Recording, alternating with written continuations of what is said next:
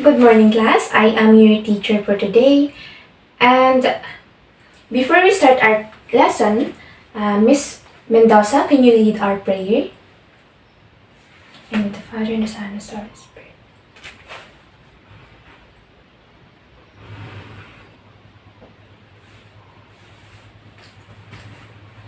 Amen.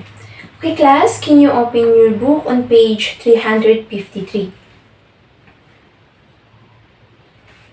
But before we proceed our lesson for today, Ms. Mariano, can you identify what is our two main topic on our past lesson? Yes, very good. Tama. Ang tinatalakay natin last lesson natin is about sa teenage pregnancy o maagang pagbubuntis at ang pornography o pornografiya. So, since our chapter is about social issues, yung topic na yon is para talaga sa ating mga kabataang kagaya nyo.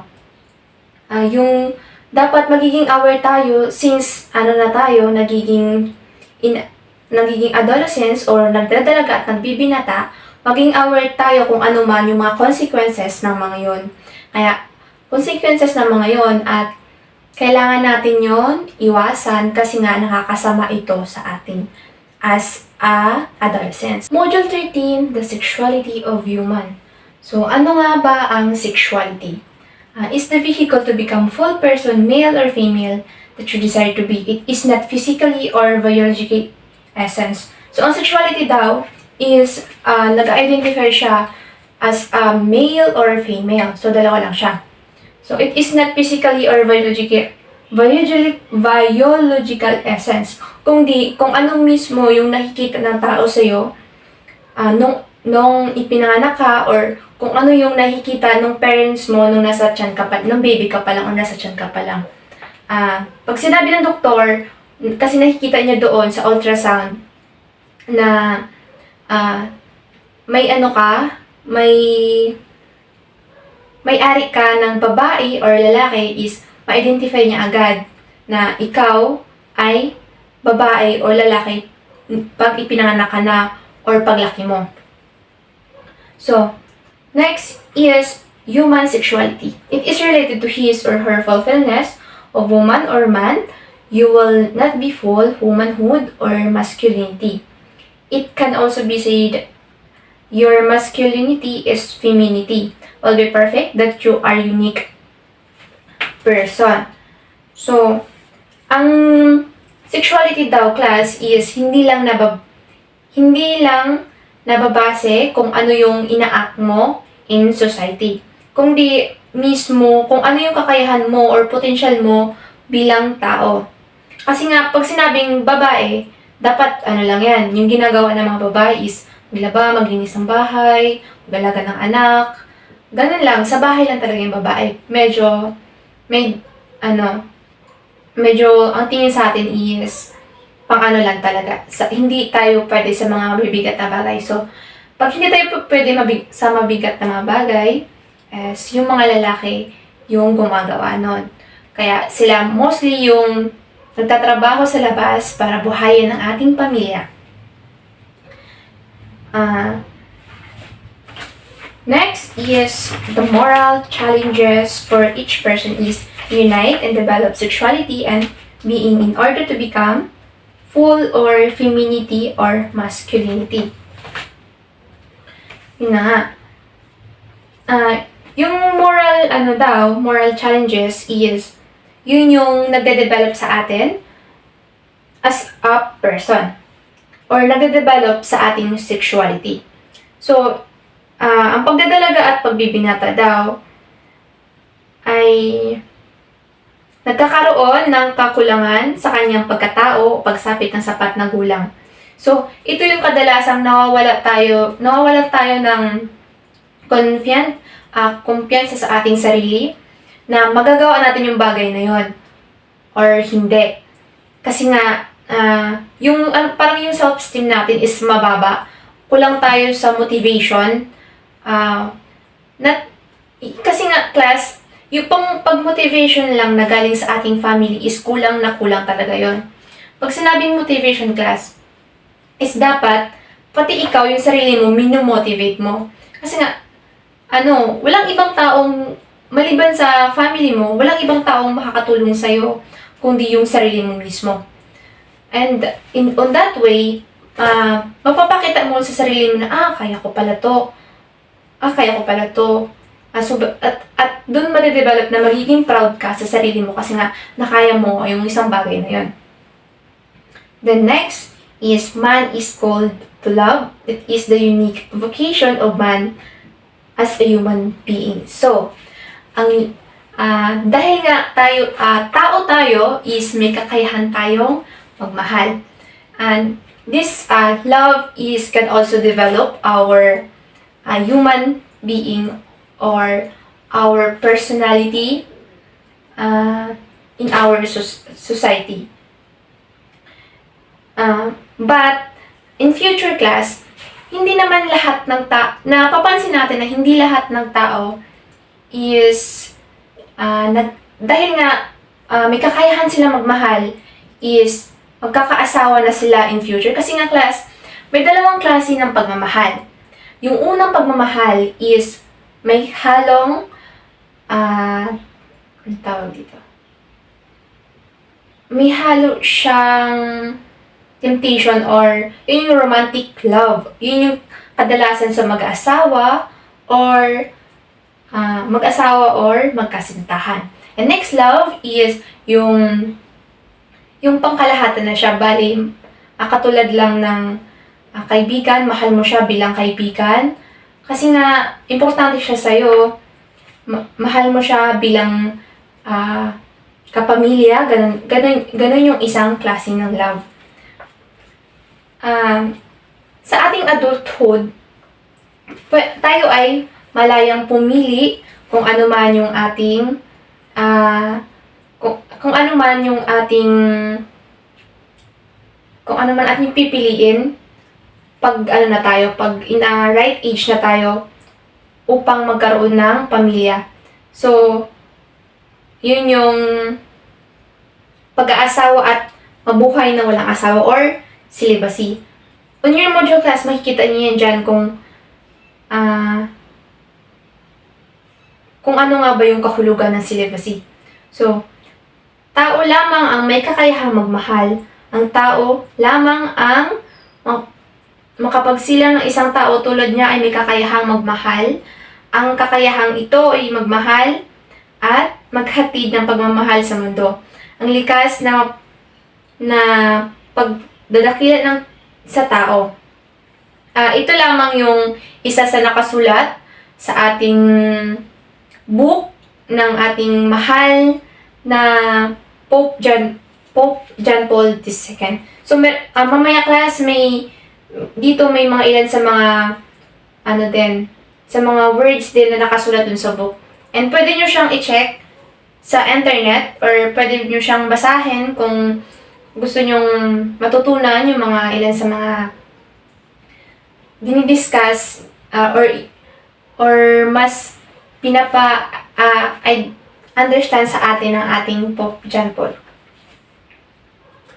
So, next is the femininity or masculinity or free choice is not only your character, but in yourself and whatever else you will happen as a person. Yung femininity daw,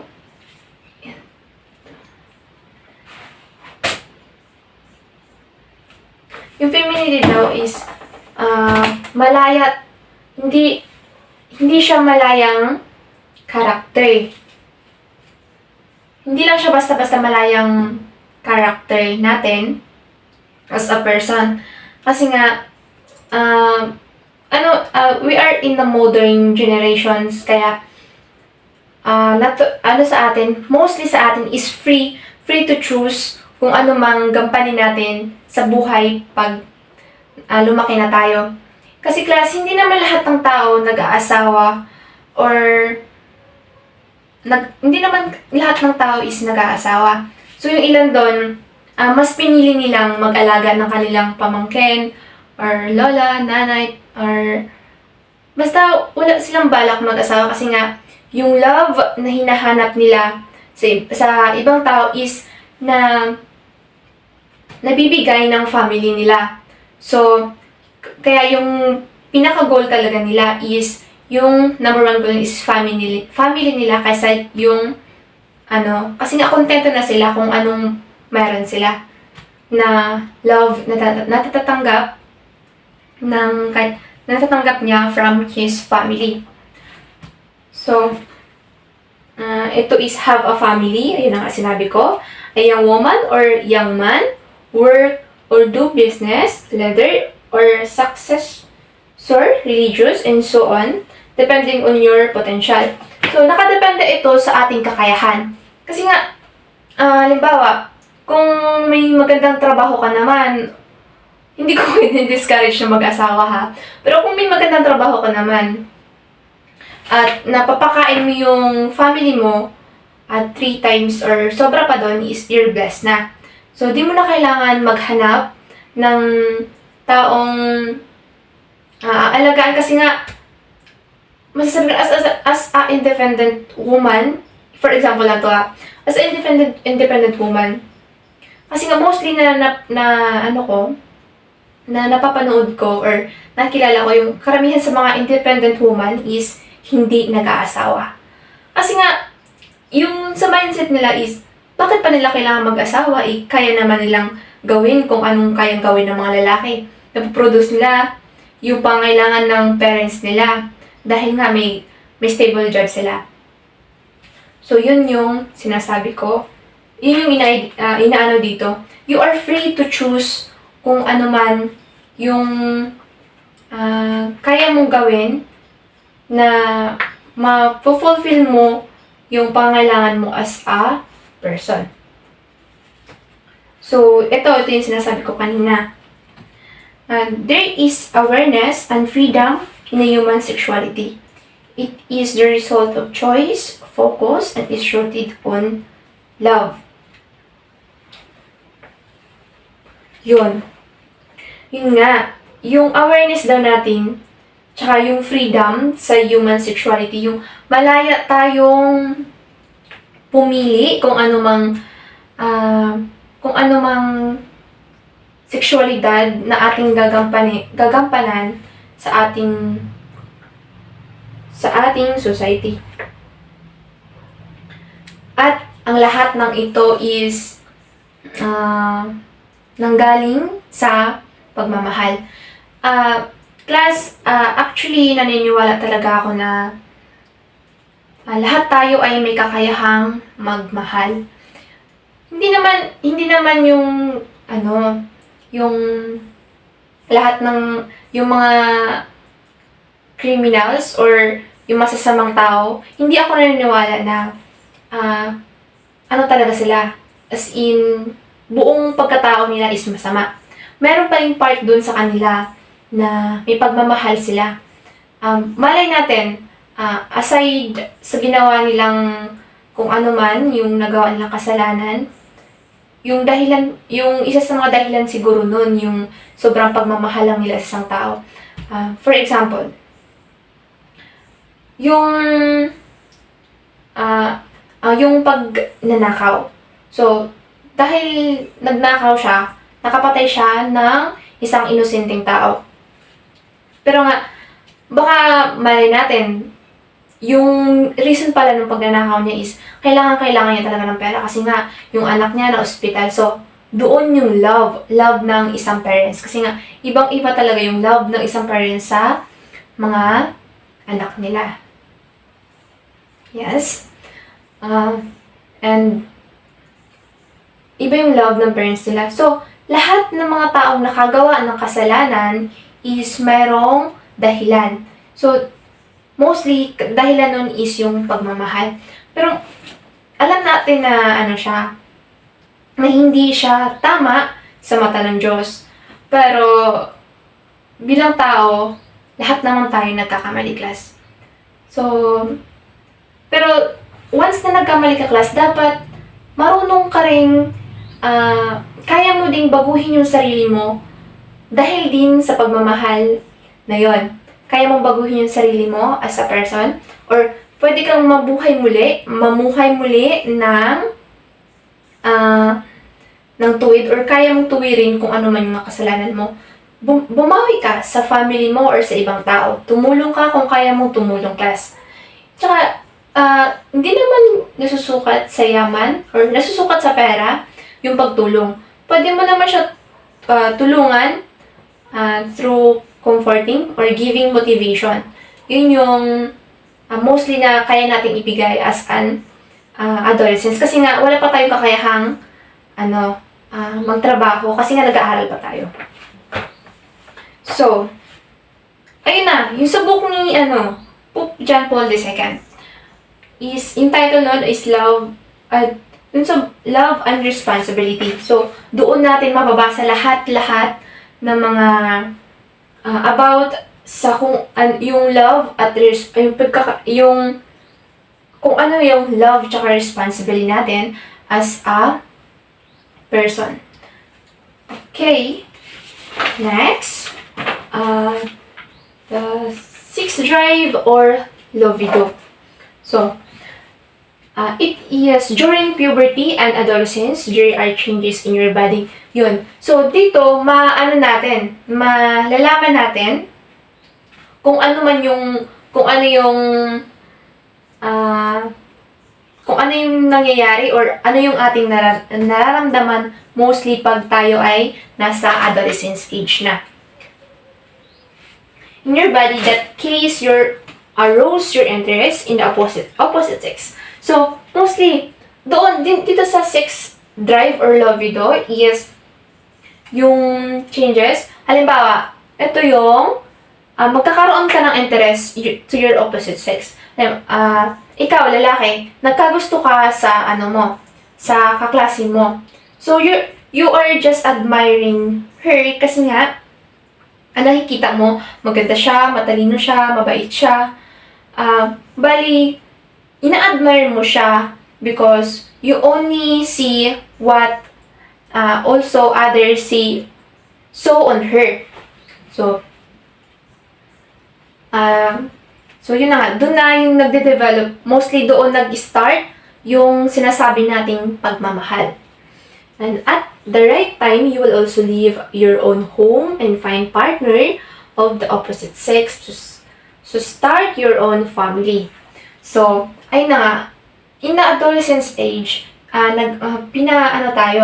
inihanda tayo sa kung anumang role sa society na gagampanan natin.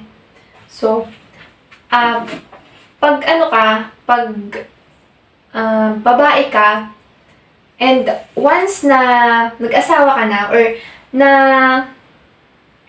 nakita mo na, or na-meet yung taong gusto mo mong makasama habang buhay, yung nakikita mo yung sarili mo na kasama siya, at magiging tatay ng mga anak mo, is, kailangan, dapat itanong mo din sa sarili mo na, handa na ba talaga ako? Handa na ba talaga akong mahiwalay sa family ko? Or kaya ko na bang mamuhay kahit wala ang parents ko? Kasi nga, class, pag bata ka kasi, yung nasa isip natin is, parang hindi natin kaya mamuhay pag wala yung, yung parents natin. Kasi, bawat galaw natin, kailangan natin sila. Mostly, class, pag may problema tayo, saan tayo pumupunta? Yes, very good, sa parents! Kasi nga yung parents, yung pagmamahal talaga ng parents natin is very pure, as in, yung above all, yung pagmamahal talaga ng parents is the best practice. Yun. Pag you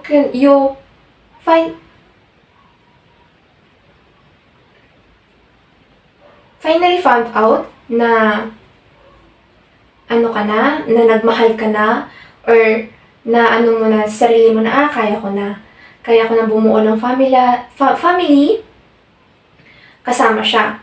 So, kaya, you decide na magpakasal na kayong dalawa.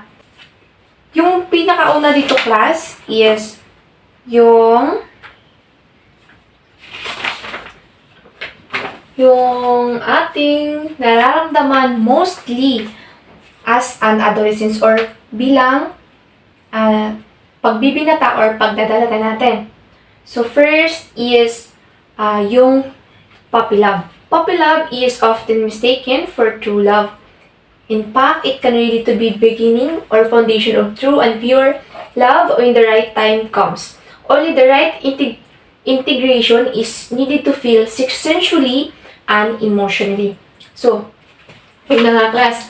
Yung pag puppy love is mostly, nararamdaman natin siya, feeling natin, kasi nga, yun yung pinaka first stage ng love na mararamdaman natin as a person. So, yung puppy love daw is mistaken as a true love. Kasi nga,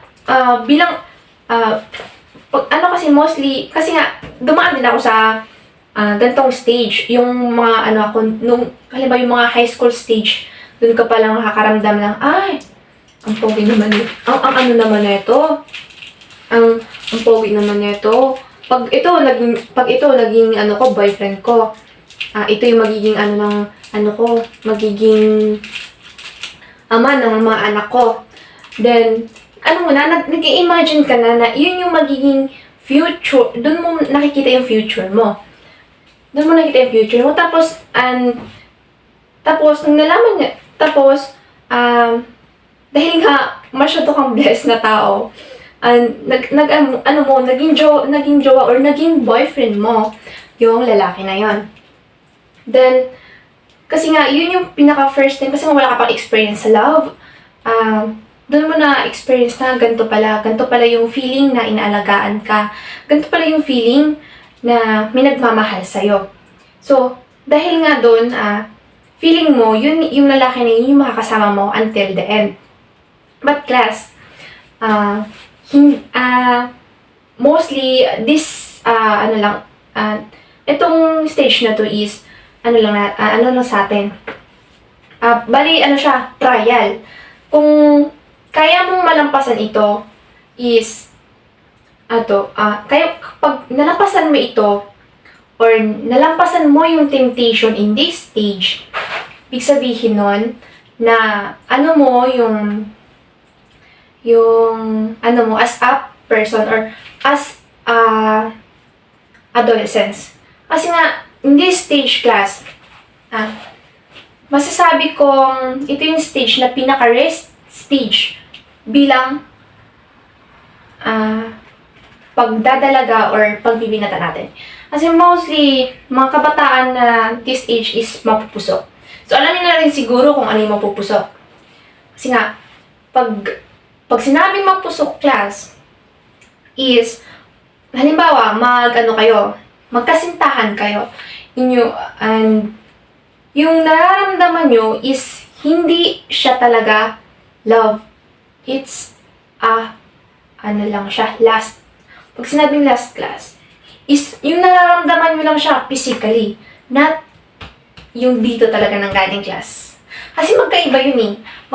Magkaiba yung dalawang yun.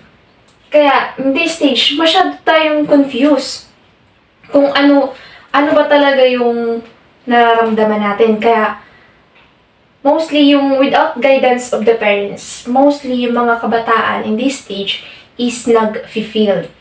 Kasi nga, walang guidance.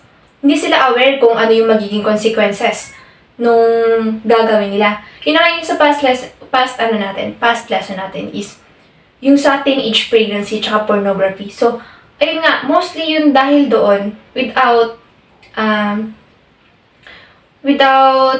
guidance of parents, naliligaw yung landas ng mga kabataan natin.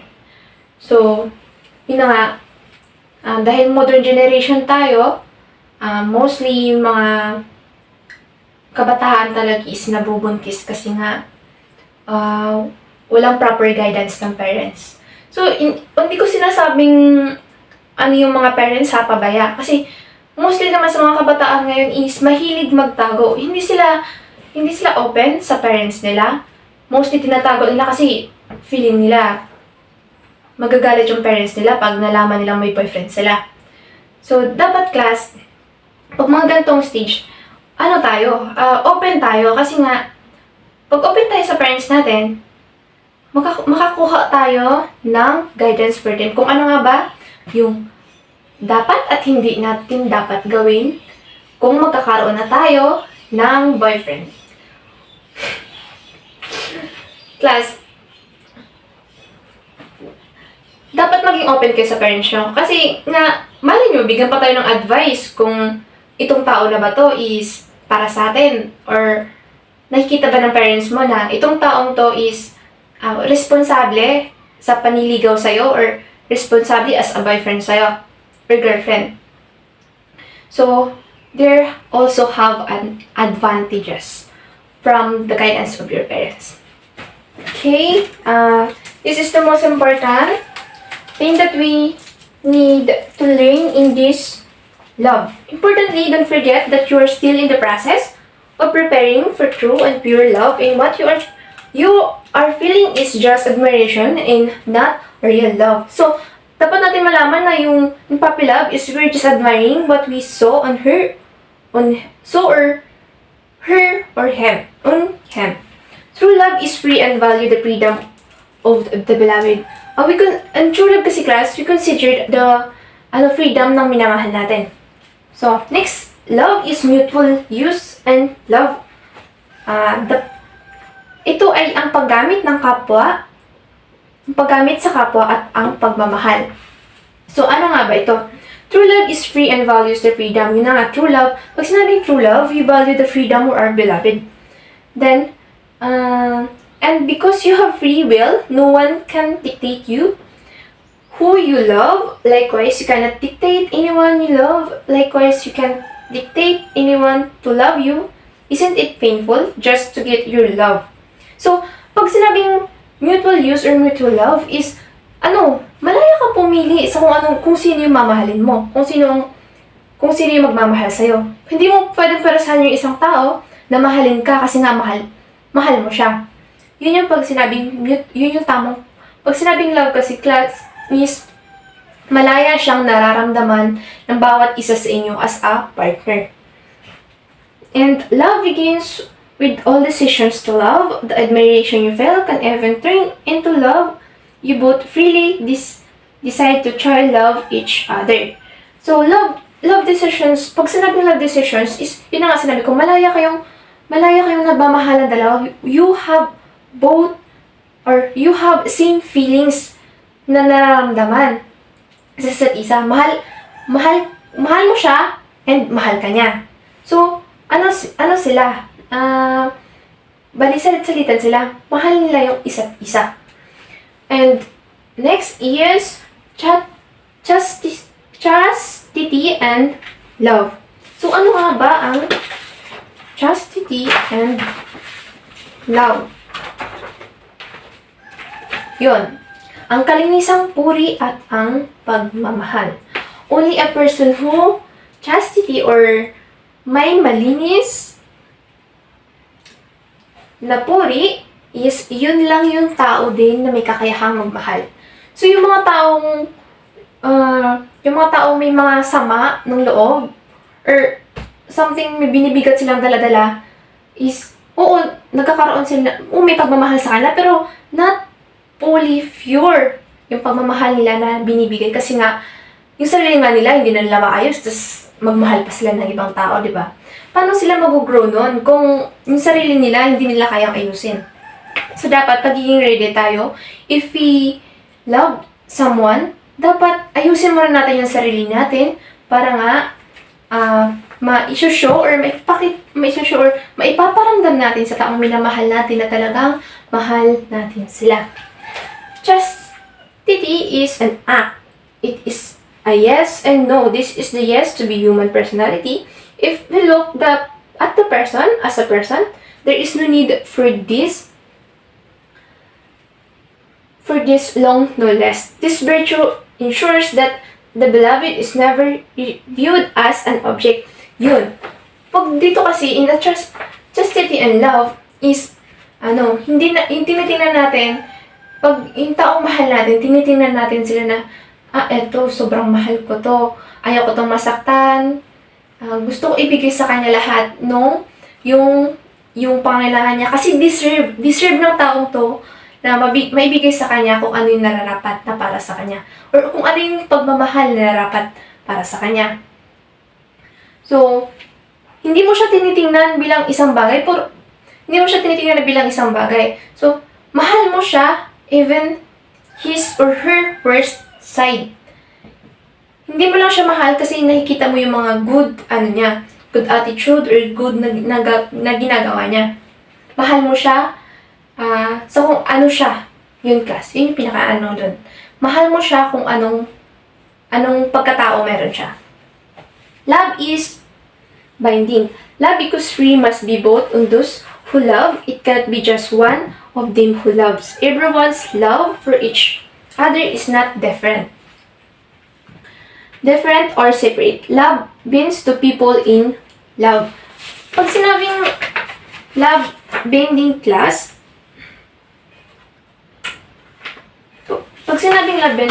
yun yung mostly yung kinakasal. Pag sinabing in a word bending is yung pinagsama na sila. Pinagsama sila ng Panginoon na kasi ang class, pinili nila yung isa't isa. So, humarap sila sa Diyos at nangako sila sa isa't isa na mahalin nila kahit sa kaginhawaan man or kahirapan. Yun yung mostly sa mag-asawa. So, pag sinabing kasal kasi, class, hindi lang, pag nag-decision ka ng pakasal, class, hindi lang, kasi nga, mahal ka ng lalaki, kaya kailangan mo siyang pakasalan. Maliban na lamang sa yung mga arranged marriage na yan, hindi kasi siya, sa atin kasi, as Catholic, hindi siya valid na ipakasal kasi nga, gusto ng family ng lalaki na pakasalan siya. Hindi siya, basta, parang illegal in eye of our God. Kasi nga, what is the purpose nun? Kasi nga, for the family, for the wealth, ganon. Hindi, walang love doon na involved. Then, true love is the total offering of one's full being to beloved. The most important sign of this offering is marriage. Yun na nga yung sinabi ko. Yung pinaka-important offering, kasi nga mahal yung isa't isa, yung pure love and intentions, is nag-decide kayo na magpakasal.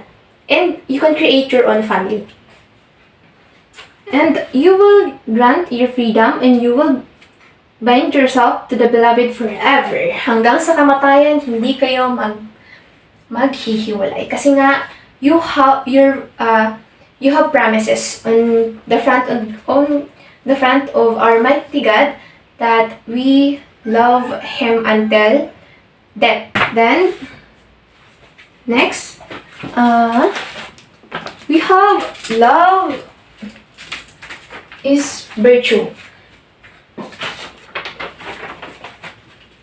Ang pagmamahal ay isang bertud.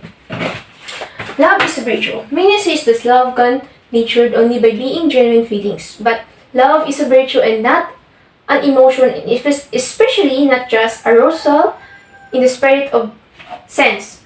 So, love daw is nature with a genuine feelings. Nature siya sa atin bilang isang tao, or kung ano man yung pure feelings natin ay pinapakita sa ating loved ones.